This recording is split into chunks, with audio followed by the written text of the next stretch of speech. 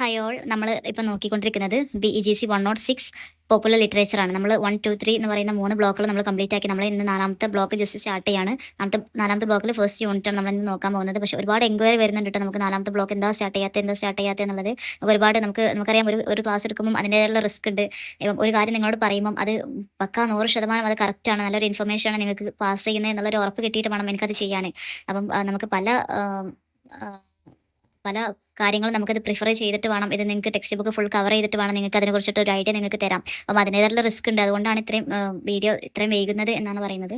So നമുക്ക് ഈ ഭീമയാന experience of untouchability എന്നുള്ള ഈ ഒരു യൂണിറ്റ് നമുക്ക് സ്റ്റാർട്ട് ചെയ്യാം. നമുക്കറിയാം ഭീമയാന എന്ന് പറയുന്നത് ഡോക്ടർ BR അംബേദ്കർ, നമ്മൾ കോൺസ്റ്റിറ്റ്യൂഷൻ്റെ ശില്പിയായിട്ടുള്ള കോൺസ്റ്റിറ്റ്യൂഷൻ്റെ ഫാദറായിട്ട് അറിയപ്പെടുന്ന ഡോക്ടർ BR അംബേദ്കറിൻ്റെ ഒരു ലൈഫ് സ്റ്റോറി, ഒരു ലൈഫ് അദ്ദേഹം അനുഭവിച്ച കുറച്ച് കാര്യങ്ങൾ. നിങ്ങൾക്കറിയാം അൺടച്ചബിലിറ്റി നമ്മുടെ ഇന്ത്യയിൽ ഇതൊക്കെ നിലനിരുന്ന ഒരു കാലഘട്ടം ഉണ്ടായിരുന്നു. ഇപ്പം ഇല്ല എന്നുണ്ടെങ്കിലും ഇതിനു മുമ്പ് ഇതുകൊണ്ട് ദളിത് സമൂഹങ്ങൾ ഒരുപാട് കഷ്ടപ്പെട്ടൊരു സംഭവം, പല ചൂഷണങ്ങളും അവർ ഒരു അനുഭവം അനുഭവിച്ച ഒരു കാലം ഉണ്ടായിരുന്നു. ആ ഒരു കാലഘട്ടത്തിൽ ജീവിച്ച ആളാണ് നമ്മൾ ഡോക്ടർ BR അംബേദ്കർ. ആ ഒരു ദളിതനായതുകൊണ്ട് പല ഭാഗങ്ങളിൽ നിന്നും അദ്ദേഹത്തെ അകറ്റി നിർത്തപ്പെട്ട പല സംഭവങ്ങളും ആണ് ഈ ഒരു ഗ്രാഫിക് നാരേറ്റീവിലൂടെ നമുക്ക് അദ്ദേഹത്തിൻ്റെ ലൈഫിനെ ബന്ധപ്പെടുത്തിയിട്ട് അദ്ദേഹത്തിൻ്റെ കുറച്ച് അനുഭവങ്ങളും കാര്യങ്ങളൊക്കെ വെച്ചിട്ട് നമുക്ക് ഈ ഒരു ഭീമയാന എന്ന് പറയുന്ന ഈ ഒരു ഗ്രാഫിക് നോവലിൽ നമുക്ക് പറഞ്ഞു തരുന്നത്. അപ്പോൾ ഗ്രാഫിക് നോവൽ എന്താണെന്ന് അറിയാം. നമുക്ക് ഒരു കഥ പറയുന്നത് കൂടെ എന്തുണ്ടാവും, അതിൻ്റെ കൂടെ പിക്ചേഴ്സ് ഉണ്ടാവും. അപ്പോൾ പല തരത്തിലുള്ള പിക്ചേഴ്സ് ഉണ്ടാവും. നമുക്ക് നേരിട്ട് കണ്ടാൽ മനസ്സിലാക്കുന്ന പിക്ചേഴ്സ് അല്ല, പക്ഷെ അതിൽ ഒരുപാട് അർത്ഥങ്ങൾ ഒളിഞ്ഞു കിടക്കുന്ന പിക്ചേഴ്സ് അടങ്ങിയിട്ടുള്ള ഇതാണ് ഗ്രാഫിക് നോവൽ എന്ന് പറയുന്നത്.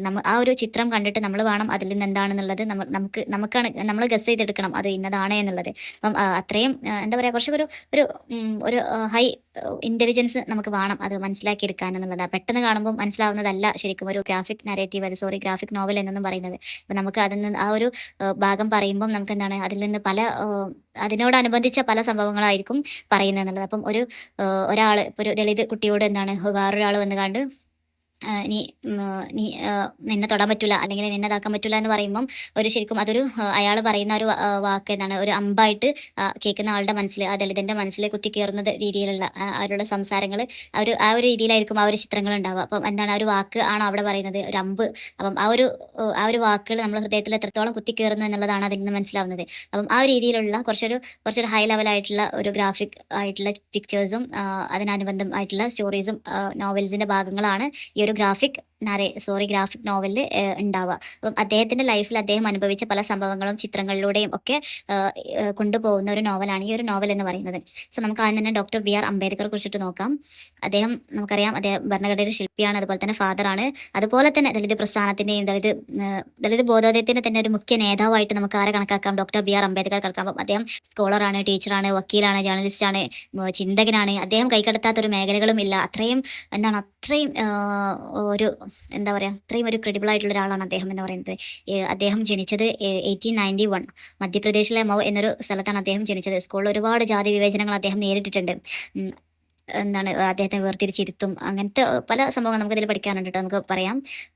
പിന്നെ അദ്ദേഹത്തിന് 2 വാക്കുകൾ അതിൽ പറയുന്നുണ്ട്. അതുപോലെ തന്നെ അദ്ദേഹം ഇന്ത്യയുടെ ഫസ്റ്റ് സ്വാതന്ത്ര്യം കിട്ടിയതിന് ശേഷം ഇന്ത്യയുടെ ആദ്യത്തെ ലോ മിനിസ്റ്റർ ആയിരുന്നു അദ്ദേഹം. അതുപോലെ തന്നെ 1956 അദ്ദേഹം പിന്നീട് ഒരു ബുദ്ധമതം സ്വീകരിക്കുകയാണ് ചെയ്യുന്നത്. ദെൻ 1957 ആയപ്പോൾ അദ്ദേഹം മരിക്കുകയും ചെയ്തു. ഈ ഒരു അൺടച്ചബിലിറ്റിയുടെ അനുഭവങ്ങൾ, ദളിതമായിട്ടുള്ള വിവേചനത്തിൻ്റെ ഒരു പോരാട്ടങ്ങൾ, സാമൂഹ്യനീതിക്ക് വേണ്ടിയിട്ടുള്ള ദർശനങ്ങൾ, ഇങ്ങനത്തെ സംഭവങ്ങളാണ് ഈ ഒരു ത്രൂ ഔട്ട് ഈ ഒരു ഭീമയാന എന്ന് പറയുന്ന ഈ ഒരു ഇതിൽ പഠിക്കാനുള്ളത് കേട്ടോ. ഇതൊരു എന്താ പറയുക, ഞാനൊരു ചെറിയൊരു ഇത് പറഞ്ഞുതരാം. നമുക്ക് ഡീറ്റെയിൽ ആയിട്ട് ഇതിൽ നോക്കാനുണ്ട്. ഇത് തുടങ്ങുന്നത്, ഈ ഒരു സ്റ്റോറി, ഈ ഒരു നോവൽ തുടങ്ങുന്നത് 2 പേര്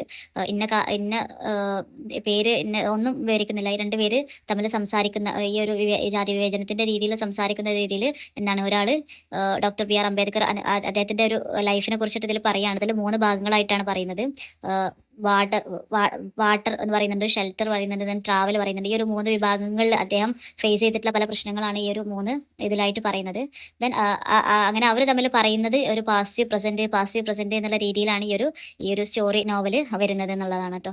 അപ്പം അങ്ങനെ അദ്ദേഹത്തിൻ്റെ വെള്ളത്തിന് വേണ്ടിയിട്ട് അദ്ദേഹം അനുഭവിച്ചത്, അതുപോലെ തന്നെ യാത്ര ചെയ്യുമ്പോൾ അദ്ദേഹം അനുഭവിച്ച ഒരു ഷെൽട്ടറിന് വേണ്ടിയിട്ട് അദ്ദേഹം ആഗ്രഹിക്കുമ്പോൾ അദ്ദേഹം അനുഭവിച്ചത്, ഇങ്ങനത്തെ കാര്യങ്ങൾ അദ്ദേഹം അടുത്തിരിക്കുന്ന ആളോട് പറഞ്ഞു കൊടുക്കുകയാണ് ചെയ്യുന്നത്. അത് മനസ്സിലാക്കി മനസ്സിലാക്കി അവസാനം അദ്ദേഹം ജയ് ഭീം എന്ന് പറയുന്നത് പറഞ്ഞ് ആ ഒരു കോൺവെർസേഷൻ അവിടെ അവസാനിപ്പിച്ച് ഈ ഒരു സ്റ്റോറിയും അവിടെ എൻഡ് ആവാണ് ചെയ്യുന്നത്.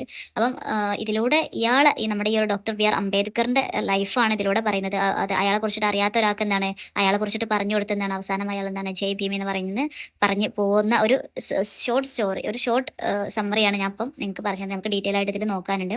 അപ്പം നമ്മൾ ടെക്സ്റ്റിൽ ആദ്യം തന്നെ ഗ്രാഫിക് നോവൽസ് ടു ഗ്രാഫിക് നാരേറ്റീവ്സ് പറയുന്നുണ്ട്. അപ്പം ഗ്രാഫിക് നോവൽ എന്താണെന്ന് നമുക്കറിയാം, ടെക്സ്റ്റ് പ്ലസ് ഇമേജ് ചേർത്ത് കഥ പറയുന്ന ഒരു ലോങ് ആയിട്ടുള്ള ബുക്കിനെയാണ് എന്ത് പറയുക, കോമിക് ഗ്രാഫിക് നോവൽസ് എന്ന് പറയാം. എന്താണ് കോമിക് ബുക്കിനേക്കാൾ കൂടുതലായിട്ടുള്ള എന്താ ഒരു സീരിയസ് ആയിട്ടുള്ള ഉള്ളടക്കമായിരിക്കും അതിലുണ്ടാവുക. അതുപോലെ തന്നെ ഭയങ്കര ഡീപ്പായിട്ടുള്ള വിഷയങ്ങളായിരുന്നു ഉണ്ടായിരിക്കുക.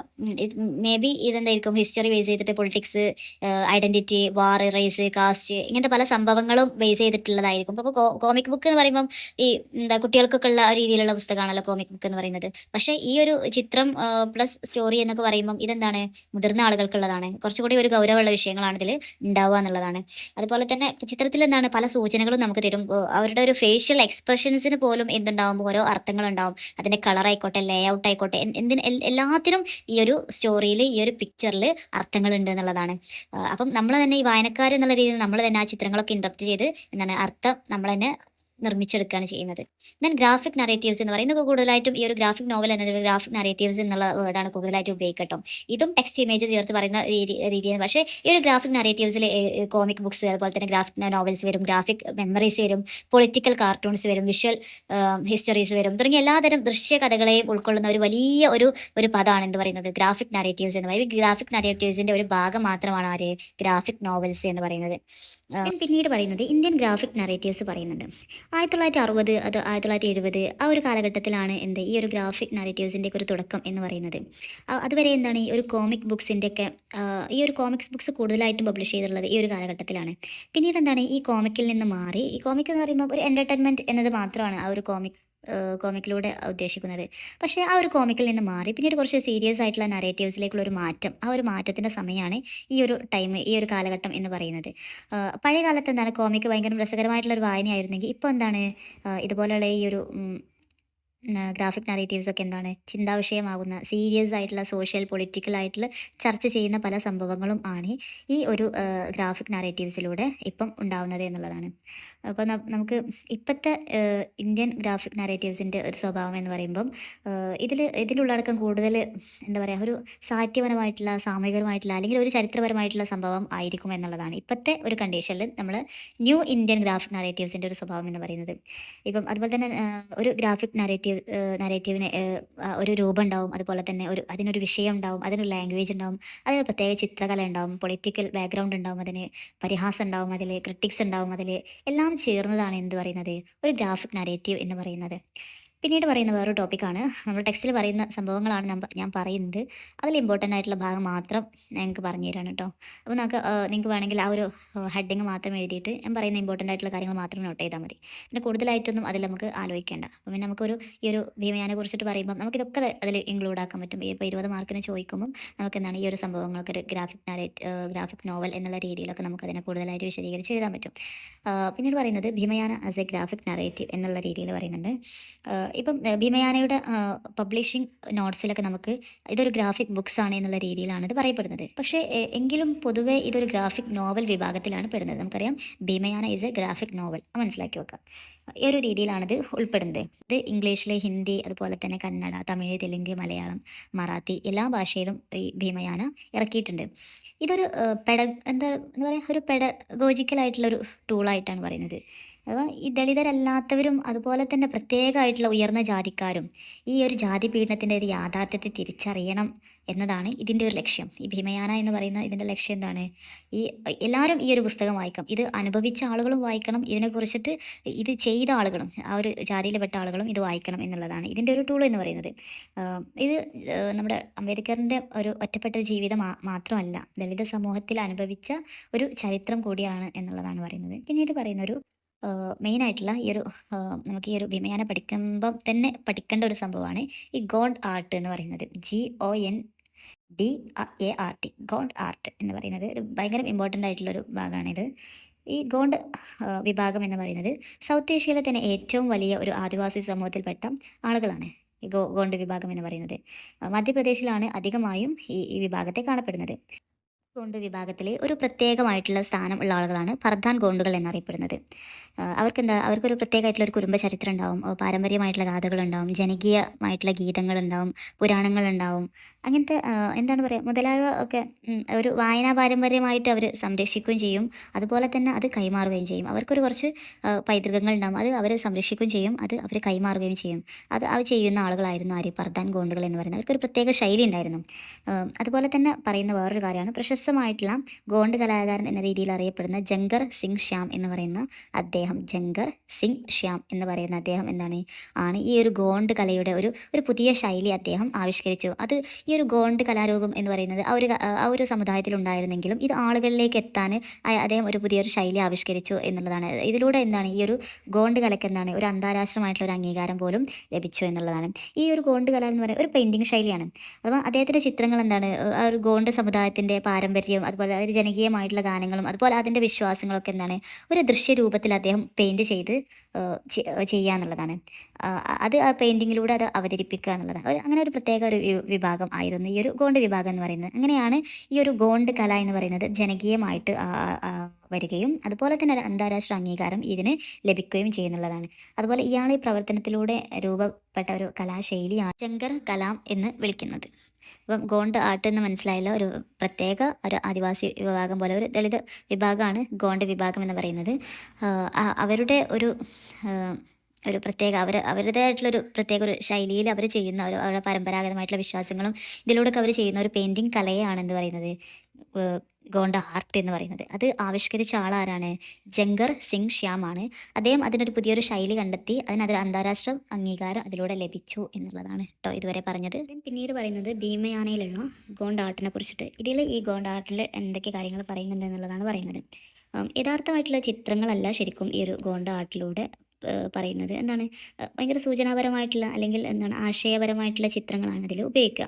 സാധാരണ ഒരു ഗ്രാഫിക് നോവലിലുള്ള കാണുന്ന ഒരു ഒരു കടുകചതുരത്തിലുള്ള പാനലുകളൊക്കെ ഒഴിവാക്കി ഒരു തുറന്ന രൂപത്തിലാണ് ഈ ചിത്രങ്ങളും കാര്യങ്ങളൊക്കെ ഉപയോഗിച്ച് ഒരു ബോർഡറോ കാര്യങ്ങളോ ഒന്നും അതിന് ഇല്ല. സാധാരണ പുസ്തകങ്ങൾ കാണുന്ന ഒരു കടുകചതുരത്തിലുള്ള ഒരു പാനലുകളൊന്നും ഈ ഒരു ഗ്രാഫിക് നോവലിൽ ഇല്ല എന്നുള്ളതാണ് അതിൻ്റെ പ്രത്യേകത എന്ന് പറയുന്നത്. പിന്നെ പറയുന്ന വേറൊരു കാര്യം, ഇപ്പം അവർ ഈ ഒരു അംബേദ്കറിൻ്റെ ഇത്രയും മനസ്സിലാക്കി, ഇതൊന്നും കേട്ട് ഒന്നും ടെൻഷൻ അടിക്കേണ്ട ആവശ്യമില്ല, ഇത്രയും മനസ്സിലാക്കി വെക്കുക. അപ്പം ഈ 2 പേരാണ് സുഭാഷ് വ്യാം അതുപോലെ തന്നെ ദുർഗാബായ് വ്യാം എന്ന് പറയുന്ന ഈ 2 പേരാണ് ഈ ഒരു ചിത്രം ഈ ചിത്രരൂപത്തിൽ ഇതിനെ ഭീമയാനയിലുള്ള ചിത്രരൂപത്തിനെ അവതരിപ്പിച്ചത് എന്നുള്ളതാണ്. അപ്പം ഇതിലൂടെ പറയുന്നത് നമ്മുടെ ഡോക്ടർ BR അംബേദ്കറിൻ്റെ സ്റ്റോറിയാണല്ലോ. അപ്പം ഈ ഒരു കഥ പറയുന്നതോടൊപ്പം തന്നെ അവർ പല അനുഭവങ്ങളും അനുഭവിക്കുമ്പം പല സംഭവങ്ങളും ചിത്രപരമായിട്ടുള്ളത് അതിൽ കാണിക്കുന്നുണ്ട്. ആ ഒരു പുസ്തകത്തിൽ ചിത്രരൂപത്തിലും അവർ കഥയെക്കുറിച്ചിട്ട് കാണിക്കുന്നുണ്ട്. അവർ ഓരോ സമയത്തും അനുഭവിച്ചിരുന്നത് കാണിക്കുന്നുണ്ട്.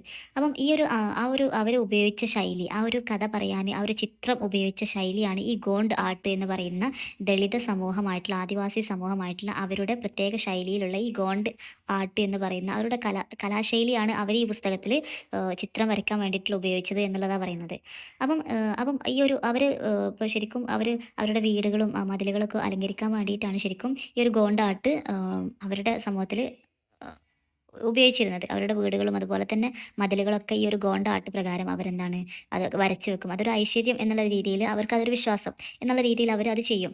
ആ ഒരു രീതിയിലാണ് ഈ ഒരു പുസ്തകത്തിൽ അവർ ഗോണ്ട് ആർട്ടിനെ കുറിച്ചിട്ട് ഈ 2 പേരും വരച്ചിട്ടുള്ളത് എന്നുള്ളതാണ്. അപ്പം ഓരോ ചിത്രത്തിനും അതിൻ്റേതായിട്ടുള്ള ഒരു മീനിങ് ഉണ്ടാവും.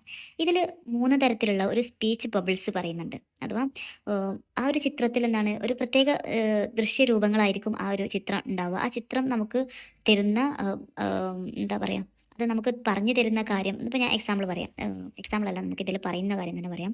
3 തരത്തിലുള്ള സ്പീച്ച് ബബിൾസിനെ കുറിച്ചിട്ടാണ് നമ്മൾ ടെക്സ്റ്റിൽ പറയുന്നത്. അതിൽ ഒന്നാമത്തതാണ് ബേർഡ് ഷേപ്പ്ഡ് ബബിൾ എന്ന് പറയുന്നത്.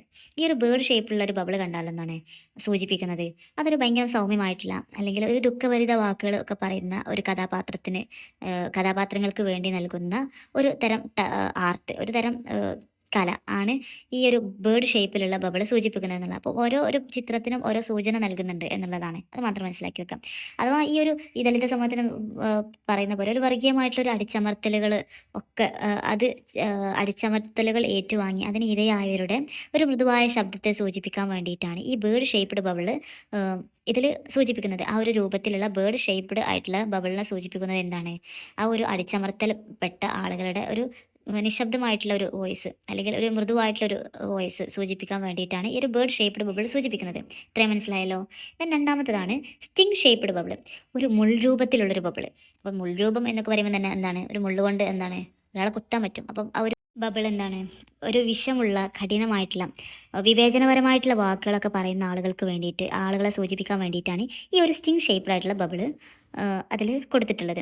അഥവാ ഈ ഒരു വർഗീയത പിന്തുടരുന്ന ആളുകളുടെ ഒരു അത്രയും ഒരു കടുപ്പം നിറഞ്ഞ ഭാഷ കാണിക്കാൻ വേണ്ടിയിട്ടാണ് സ്റ്റിങ് ഷേപ്പ്ഡ് ആയിട്ടുള്ള ബബിൾ ഉപയോഗിക്കുക. ഇപ്പം ബേർഡ് ഷേപ്പ്ഡ് പറഞ്ഞു, സ്റ്റിങ് ഷേപ്പ്ഡ് പറഞ്ഞു. ആദ്യം സൗമ്യമായിട്ടുള്ള അത് അനുഭവിക്കുന്ന ആൾ പറഞ്ഞു, ഇനി അത് അനുഭവിപ്പിക്കുന്ന ആളുകളാണ് സ്റ്റിങ് ഷേപ്പ്ഡ് ബബിൾ എന്ന് പറയുന്നത്. അത് ആരാണ് ചെയ്യുന്നത് അവരെ സൂചിപ്പിക്കാൻ വേണ്ടിയിട്ട് ചിത്രത്തിൽ ഉപയോഗിക്കുന്നതാണ് സ്റ്റിങ് ഷേപ്പ്ഡ് ബബിൾ എന്ന് ഉദ്ദേശിക്കുന്നത്. പിന്നെ മൂന്നാമത്തെ ഒരു വിഭാഗമാണ് ഐ ലിങ്ക്ഡ് തോട്ട് ബബിൾ എന്ന് പറയുന്നത്.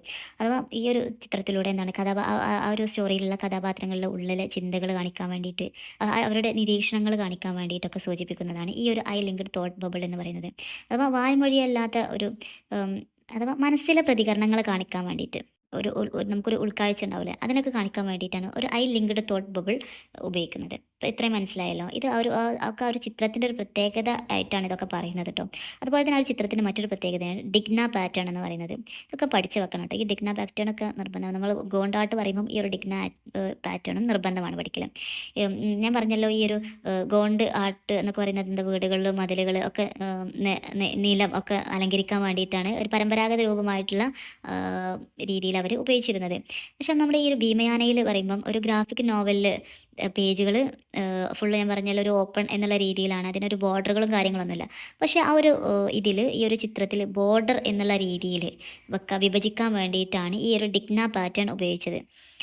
ഇത് അത് അവസാനിപ്പിക്കാൻ വേണ്ടിയിട്ട് അല്ലെങ്കിൽ ഒരു വിഭാഗങ്ങൾ തമ്മിൽ വേർതിരിപ്പിക്കാൻ വേണ്ടിയിട്ട് അല്ലെങ്കിൽ വികാരങ്ങൾ പ്രകടിപ്പിക്കാൻ വേണ്ടിയിട്ട് കഥയിലെ ചലനങ്ങൾ അതുപോലെ തന്നെ കഥൻ്റെ തീവ്രത ഒക്കെ മനസ്സിലാക്കാൻ വേണ്ടിയിട്ടാണ് ഈ ഒരു ഡിഗ്ന പാറ്റേൺ ഉപയോഗിക്കുന്നത്.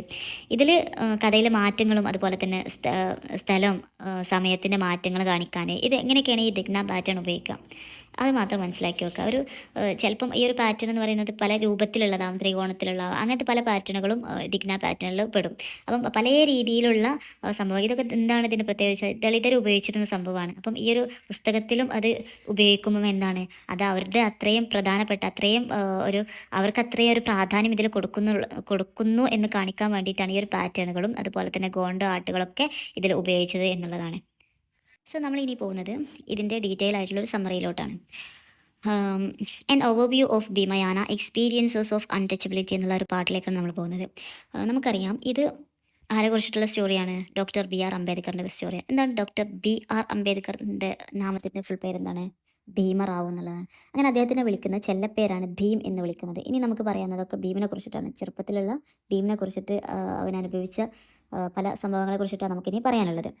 സോ അത് ആ ഒരു ഭീമിൻ്റെ മാത്രം കഥയല്ല. പക്ഷേ നേരെ മറിച്ച് എന്താണ് ഇന്ത്യയിൽ നിലനിന്നിരുന്ന പല വർഗീയപരമായിട്ടുള്ള തുടർച്ച വർഗീയതയുടെ ഒരു തുടർച്ചയായിട്ടുള്ള ഒരു തുറന്നു കാട്ടുന്ന ഒരു സാമൂഹികമായിട്ടുള്ള ഒരു രേഖപ്പെടുത്തലും കൂടിയാണ് നമുക്ക് ഈ ഒരു ഭീമയാന എന്ന് പറയുന്ന ഒരു പുസ്തകം. ഇങ്ങനെയൊക്കെ ഉണ്ടായിരുന്നു എന്നുള്ളത് തെളിയിക്കാൻ വേണ്ടിയിട്ട് ഒരു രേഖാചിത്രം എന്നുള്ള രീതിയിലാണ് ഈ ഒരു പുസ്തകം ഉള്ളത്. അപ്പം ഇതിൽ 4 സെക്ഷൻസ് ആയിട്ടാണ് നമുക്ക് വരുന്നത്. അതിൽ ഒന്നാമത്തെ സെക്ഷനാണ് വൺ ഡേ ഡിസ്കസിങ് കാസ്റ്റ് എന്ന് പറയുന്ന ഫസ്റ്റ് സെക്ഷൻ. ഇതിൽ പറയുന്നത് ഒരു ഇന്ത്യൻ നഗരത്തിലുള്ള ഒരു ബസ് സ്റ്റോപ്പിൽ 2 ചെറുപ്പക്കാർ തമ്മിൽ സംസാരിക്കുകയാണ്. ആ സംസാരിക്കുമ്പോൾ ഈ ജാതി വിവേചന വർഗീയതനെ കുറിച്ചിട്ടൊക്കെയാണ് അവർ സംസാരിക്കുന്നത്. അപ്പം അവർ സംസാരിക്കുന്നതിനിടയിൽ കയറി വരുന്ന ആളാണ് ഡോക്ടർ BR അംബേദ്കർ. അങ്ങോട്ട് കയറി വരുന്നു എന്നല്ല, ഒരു സംസാര വിഷയമായിട്ട് വരുന്നതാണ് നമ്മുടെ ഭീമിനെ കുറിച്ചിട്ട് വരുന്നത്. അപ്പം എന്താണ് ഭീമിനെ കുറിച്ചിട്ടുള്ള എല്ലാ കാര്യങ്ങളും അടുത്ത ആളോട് അദ്ദേഹം പങ്കുവെക്കുകയാണ്. ഇങ്ങനെ പങ്കുവെക്കുന്ന കഥകളാണ് ഇനി പറയാനുള്ള നമ്മുടെ ഭീം അനുഭവിച്ച കാര്യങ്ങളൊക്കെ നമുക്കിനി പറയാനുള്ളത്. അപ്പം നമ്മുടെ ഭീം നമുക്കറിയാം അദ്ദേഹം ഒരു ഒരു സമുദായത്തിൽപ്പെട്ട അഥവാ ഒരു ദളിത് സമൂഹത്തിൽപ്പെട്ട ആളായിരുന്നു. ആ ഒരു കാലഘട്ടത്തിൽ ദളിത് സമൂഹത്തിൽ ഈ ഒരു മഹാർ സമൂഹത്തിനുള്ള ജോലി എന്ന് പറയുന്നത് എന്താണ്? ഈ ഒരു ദളിത് കമ്മ്യൂണിറ്റിക്കുള്ള ജോലി എന്ന് കാവൽക്കാരായിട്ട് നിൽക്കുക, അല്ല ആ ഒരു വൃത്തിയാക്കുന്നവരായിട്ട് നിൽക്കുക, തൂപ്പുകാരായിട്ട് നിൽക്കുക, ഈ മൃഗങ്ങൾ ചത്തതുണ്ടെങ്കിൽ അവരൊക്കെ നീക്കം ചെയ്യാൻ വേണ്ടിയിട്ട്, അതുപോലെ തന്നെ എന്താ പറയുക, ഈ ശ്മശാനത്തിലൊക്കെ കാവൽ നിൽക്കാൻ വേണ്ടിയിട്ട് ഇങ്ങനെയുള്ള ഈ ജോലിയൊക്കെ ചെയ്തിരുന്ന ആളുകളായിരുന്നു ആ ഒരു മഹാസമുദായക്കാരെന്ന് പറയുന്നത്. ആ ഒരു ദളിത് സമൂഹത്തിന് ഇങ്ങനത്തെ ജോലിയൊക്കെ ഉന്നത ജാതിക്കാരായ ആളുകൾ എടുക്കൂല. അപ്പം ഇതൊക്കെ അവർക്കുള്ള ജോലിയായിരുന്നു. പിന്നീട് പറയുന്ന അടുത്ത സെക്ഷനാണ്. അപ്പം അവർ തമ്മിൽ പറയുന്ന ഒരു കഥയുടെ ഭാഗം ആണ് ഇനി പറയുന്ന 3 ഭാഗം എന്ന് പറയുന്നത്. ഇതിൽ ഫസ്റ്റ് പാർട്ടായിട്ട് കൊടുത്തത് വാട്ടർ എന്ന് പറയുന്ന ഭാഗമാണ്. വാട്ടർ എന്ന് പറയുന്ന ഭാഗത്ത് 1901 ഡോക്ടർ ബി ആർ അംബേദ്കറിന്, നമ്മുടെ ഭീമിന് 10 വയസ്സാകുമ്പം സ്കൂളിൽ പഠിക്കുമ്പോൾ ഉണ്ടായ സഹയാത്രികരുടെയും ആ ഒരു സ്കൂളിലും അവൻ അനുഭവിച്ചിട്ടുള്ള ഒരു ജാതിപരമായിട്ടുള്ളൊരു വംശീയ പ്രശ്നം അതാണിതിൽ പറയുന്നത്. അവന് സ്കൂളിൽ പഠിച്ചുകൊണ്ടിരിക്കുമ്പം അവനെന്താണ്, അവർ പഠിക്കുന്ന സ്ഥലത്തൊന്നല്ല കുട്ടീനെ ഇരുത്തുക, ദൂരെ ഏതെങ്കിലും ഒരു കോർണറിൽ അല്ലെങ്കിൽ എന്താണ് നിലത്തിരുത്തിയിട്ട് അങ്ങനെ മറ്റുള്ളവർ തൊടുന്ന ചെയ്യുന്ന കാര്യങ്ങളൊന്നും ഇവന് ചെയ്യാൻ പറ്റൂല. അങ്ങനത്തെ ഒരു പ്രത്യേക ഇതിലൂടെയൊക്കെയാണ് ആര് വളർന്നു വന്നത്, നമ്മുടെ ഡോക്ടർ വളർന്നു വരുന്നത്. അങ്ങനെ ക്ലാസ് ടൈമിൽ അവന് ദാഹിക്കുമ്പം ടീച്ചറോട് അവൾ വെള്ളം ചോദിക്കുന്നുണ്ട്. പക്ഷേ ടീച്ചർ എന്താണ്, നീ ഇത് കുടിച്ചാൽ എന്താണ് പിന്നെ മറ്റുള്ള കുട്ടികൾക്ക് കുടിക്കാൻ പറ്റില്ല, കാരണം അത് അയിത്തായിട്ട് മാറും. അപ്പം അങ്ങനെ ടീച്ചർ അതിനെ വിസമ്മതിക്കുന്നുണ്ട്. ടീച്ചർ പ്യൂണിനോട് ചോദിക്കാൻ പറയുന്നുണ്ട്. പ്യൂണും അതിനെ വിസമ്മതിക്കുന്നുണ്ട്. ഇവിടെ പ്യൂൺ എന്ന് പറയുമ്പോൾ ശരിക്കും താഴ്ന്നൊരു ജോലി ചെയ്യുന്ന ആളാണ്. എന്നാൽ പോലും ഈ ഒരു ദളിതരായതിൻ്റെ പേരിൽ അവർക്ക് വെള്ളം കൊടുക്കുന്നില്ല എന്നുള്ളതാണ് ഇന്ന് മനസ്സിലാകുന്നത്. അന്ന് വെള്ളം മലിനമായി പോകും എന്നുള്ളതാണ് പറയുന്നത്. ഇതിൻ്റെ ഒരു ചിത്രരൂപത്തിൽ ഇത് ആവിഷ്കരിക്കുമ്പോൾ ചിത്രത്തിൽ എന്താണ് ഭീമനെ കാണിക്കുന്നത്, 4 മൂലകളിലും ചെറിയ രൂപത്തിലുള്ള ഭീമനെ കാണിച്ചത്, അഥവാ സമൂഹം അകറ്റി നിർത്തി എന്നുള്ളൊരു സൂചന. ശരിക്കും രസമാണ് കേട്ടോ. ഇങ്ങനത്തെ ഓരോ പല സംഭവങ്ങളും എന്താണ് നമുക്ക് പെട്ടെന്ന് കാണുമ്പോൾ അത് മനസ്സിലാവില്ല എന്താണെന്നുള്ളത്. പക്ഷേ ഈ ഒരു കഥ വായിക്കുമ്പം ഇതാണ് അതിൽ നിന്ന് മനസ്സിലാവുക എന്നുള്ളത് നമുക്കപ്പോൾ മനസ്സിലാക്കാൻ പറ്റും. അപ്പം 4 കോർണറിലും ചെറിയ രൂപത്തിലുള്ള ഭീമനെ വരച്ചത് എന്താണ്, സമൂഹം അതിനെ അകറ്റി നിർത്തി എന്നുള്ള സൂചന തരാൻ വേണ്ടിയിട്ട്. അങ്ങനെ തീവ്ര ദാഹം അവനുണ്ട് എന്ന് കാണിക്കാൻ വേണ്ടിയിട്ട് ഭീമൻ എന്താണ് ഒരു മത്സ്യങ്ങളുടെ ഒരു ഉടലിൽ അവനെ നിർത്തിയിട്ടിരിക്കുന്നത്. എന്താണ്, അത്രയും ദാഹത്തിലാണ് നിൽക്കുന്നത് എന്ന് കാണിക്കാൻ വേണ്ടിയിട്ട്. അങ്ങനെ ഇരിക്കെ എന്താണ് ആ സ്കൂളിൽ ബ്രിട്ടീഷുകാരാണല്ലോ ആ ഒരു സമയത്ത് ഭരിക്കുന്നത്. അപ്പോൾ ബ്രിട്ടീഷുകാർ സർക്കാർ എന്ത് ചെയ്തു, ഈ ദളിതരെയും തന്നെ എന്താണ് സ്കൂളിലേക്ക് പ്രവേശിപ്പിക്കണം എന്നുള്ളൊരു നിയമം വന്നു. ആ ഒരു നിയമം വന്നതോട് ഇതാർക്ക് തലവേദനയായി, അവിടെയുള്ള ടീച്ചേഴ്സിനും അതുപോലെ തന്നെ അവിടെയുള്ള ഉയർന്ന ജാതിക്കാരുള്ള ആളുകൾക്കൊക്കെ എന്താണ് ഭയങ്കര, കാരണം ഞാൻ അവരെ ഒരുപോലെ പരിഗണിക്കുമ്പോൾ എന്താണ് അവരുടെ സാധനങ്ങൾ എല്ലാവർക്കും ഒരുപോലെ കിട്ടണം, അല്ലെങ്കിൽ എല്ലാവരും തുല്യതായി പരിഗണിക്കണം എന്ന് പറയുമ്പോൾ എന്താണ് ഈ ആ ഒരു ജാതി വിവേചനം അവിടെ നടപ്പാവില്ല. അപ്പം ഇതൊക്കെ എന്താണ് അവർ പറയുന്നത്, എന്താണ് ബ്രിട്ടീഷ് സർക്കാർ ഈ ദളിതരെ ഈ സ്കൂളിൽ പ്രവേശിച്ചതോടെ എന്താണ് എല്ലാ പരമ്പരാഗതമായിട്ടുള്ള വിശ്വാസങ്ങളെ നശിപ്പിക്കുന്നു എന്നൊക്കെ ഉള്ളൊരു പരാതി അവർ പറയുകയാണ്. ഇത് ഈ ഒരു വിദ്യാഭ്യാസ രംഗത്ത് ദളിതർ അനുഭവിക്കപ്പെട്ട അപമാനത്തിന് വ്യത്യസ്തമായിട്ടുള്ള ഒരു രീതി ഇതിലൂടെ ഒരു വ്യത്യസ്തമായ രീതിയിലൂടെ ഇത് തുറന്നു കാണിക്കുന്നു എന്നുള്ളതാണ് കേട്ടോ ഇവിടെ പറയുന്നത്. അതുപോലെ തന്നെ പിന്നീട് ഇത് ഒരു കഥ പാസ്റ്റ് പ്രസൻറ്റ് എന്നുള്ള രീതിയിലാണ്. വീണ്ടും ആ ഒരു ബസ് സ്റ്റാൻഡിലേക്ക് 2 യുവാക്കളുടെ ഇടയ്ക്ക് ഈ കഥ പോവുകയാണ്. ഇപ്പോൾ ഈ വാട്ടറിൻ്റെ കാര്യങ്ങൾ ഇങ്ങനെ പറഞ്ഞുകൊണ്ടിരിക്കുന്നതിലേക്ക് വീണ്ടും ആ ഒരു യുവാക്കളിലേക്ക് ഒരു കഥ പോവുകയാണ്. അതിലൊരാൾ പറയുന്നത്, ഇതൊക്കെ എന്താണ് 100 വർഷം പഴക്കം ചെന്ന സംഭവങ്ങളാണ് ഇനി പറയുന്നതൊക്കെ എന്ന് പറയുന്നത്. അപ്പോൾ മറ്റേ ആൾ എന്താണ് മഹാത്മാഗാന്ധിൻ്റെ ഉപ്പ് സത്യാഗ്രഹത്തെ കുറിച്ചിട്ട് പറയുന്നുണ്ട്. അപ്പോഴും എന്താണ് വിവേചനം തുടർന്നിരുന്നു എന്ന് തെളിയിക്കാൻ വേണ്ടിയിട്ട് അങ്ങനെയൊക്കെ പറയുന്നുണ്ട്. അപ്പം അതിൽ പറയുന്ന വേറൊരു കാര്യമാണ്, 1927 മഹാരാഷ്ട്രയിൽ എന്താണ് നമ്മുടെ ഈ ഒരു ഡോക്ടർ അംബേദ്കറുടെ നേതൃത്വത്തിൽ ഈ ഒരു മഹാർ സമുദായത്തെ ഒരുപാട് വലിച്ചു കൂട്ടി ചൗദാർ ടാങ്കിലേക്ക് അവർ ഒരുമിച്ച് യാത്ര പോയി.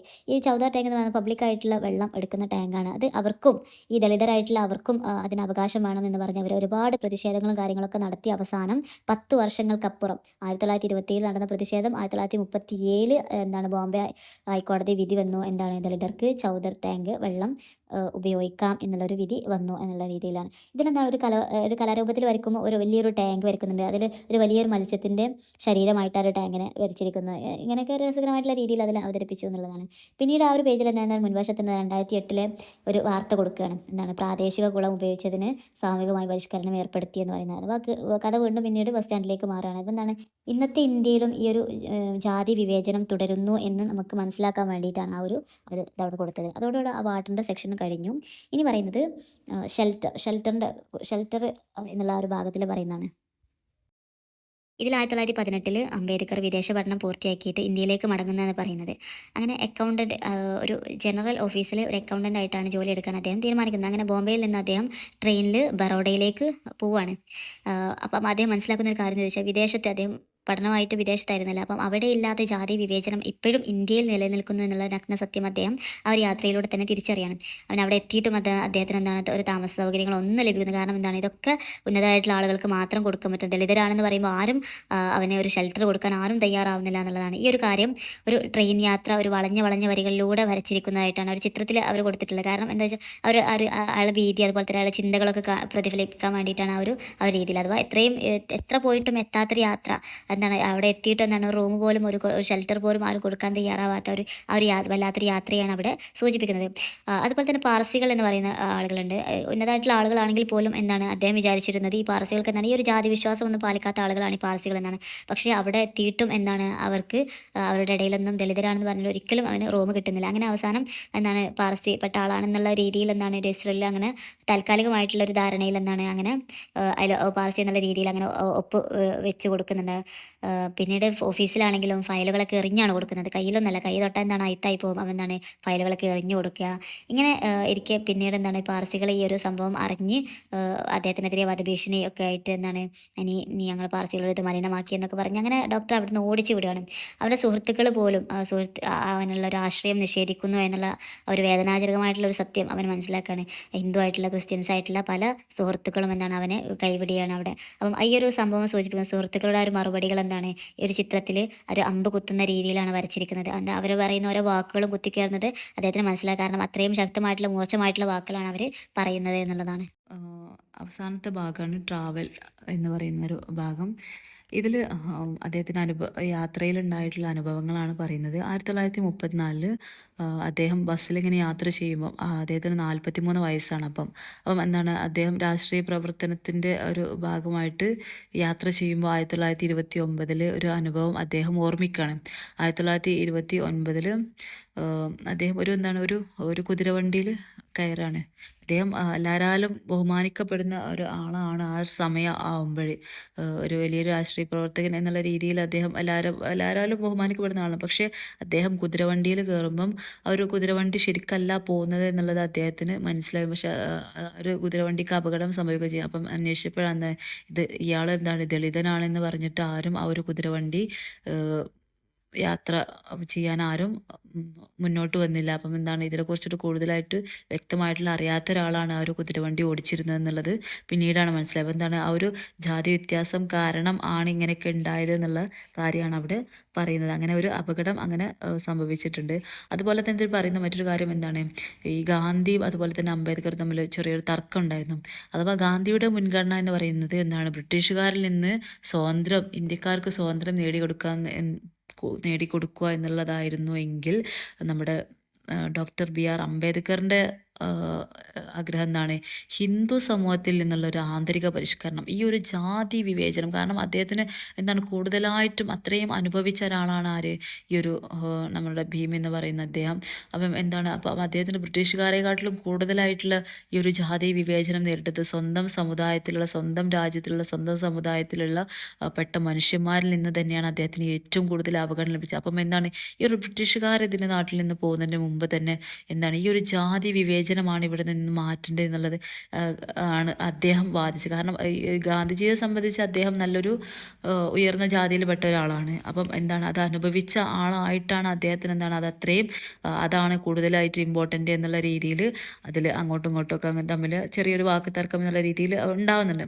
അങ്ങനെ എന്താണ് ഈ ഒരു ചിത്രത്തിൽ എന്താണ് ഇരുവശത്തിൽ എന്താണ് ഒരു ഭാഗത്ത് ഗാന്ധിയും അതുപോലെ തന്നെ മറ്റേ ഭാഗത്ത് ഡോക്ടറും നിൽക്കുന്നുണ്ട്. നടുവിൽ എന്താണ് നമ്മുടെ ഇന്ത്യൻ ഭരണഘടനയുടെ ഒരു പ്രമേയം എന്താണ് ഒരു പ്രതീകാത്മകമായിട്ട് അതിനെ വരച്ചിരിക്കുന്നുണ്ട്. ഒരു പ്രതീകാത്മകമായിട്ട് രണ്ടാളും ഇടയിൽ എന്താണ് ഒരു ഇന്ത്യൻ ഭരണഘടനയുടെ പ്രമേയം വരച്ചിരിക്കുന്നുണ്ട്.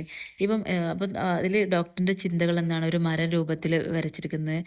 അതുപോലെ തന്നെ അയാളുടെ പ്രമേയങ്ങളെ തന്നെ മരത്തിൻ്റെ ശാഖകൾ പോലെ അങ്ങനെ അടയാളപ്പെടുത്തി വരച്ചിരിക്കുന്നുണ്ട്. ഇതൊരു തുറന്ന പുസ്തകത്തിൻ്റെ ഒരാകൃതി ഉള്ള ഒരു മരം ആയിട്ടാണ് ഈ ഒരു ഇതിൽ വരച്ചിരിക്കുന്നത്. ഇതൊക്കെയാണ് ഈ ഒരു ചിത്രവും അതുപോലെ തന്നെ അതിൽ പറയുന്ന കഥകളും തമ്മിലുള്ള ഒരു കണക്ഷൻ എന്ന് പറയുന്നത്. മനസ്സിലായല്ലോ. പിന്നീട് അദ്ദേഹം എന്താണ് ഒരു ബുദ്ധമത പരിവർത്തനം നടത്തുന്നുണ്ട്, മതം മാറുന്നുണ്ട്. കാരണം എന്താണ്, ദളിതർക്ക് എന്താണ് മാന്യതയും സമത്വവും ഒരിക്കലും ഈ ഒരു മതത്തിൽ നിന്ന് കിട്ടൂല എന്ന് അദ്ദേഹം മനസ്സിലാക്കുകയും എന്താണ് ബുദ്ധൻ്റെ കണക്കിൽ അത് മൃഗങ്ങളും പക്ഷികളും എല്ലാം സമന്മാരാണ് എന്നുള്ളതാണ്. അങ്ങനെ അദ്ദേഹം പിന്നീട് ബുദ്ധമതത്തിലേക്ക് മാറുകയും ചെയ്യുന്നുണ്ട്. ഇങ്ങനെ ഈ ഒരു കാര്യം ഡോക്ടർ ബി ആർ അംബേദ്കറിൻ്റെ എല്ലാ ജീവിത കാര്യങ്ങളും അവർ ചർച്ച ചെയ്തെന്നാണ്. അവസാനം വീണ്ടും ബസ് സ്റ്റോപ്പിലേക്ക് തന്നെ ഈ ഒരു സീന് പോവുകയാണ്. അങ്ങനെ ചർച്ച അവസാനിപ്പിച്ചു.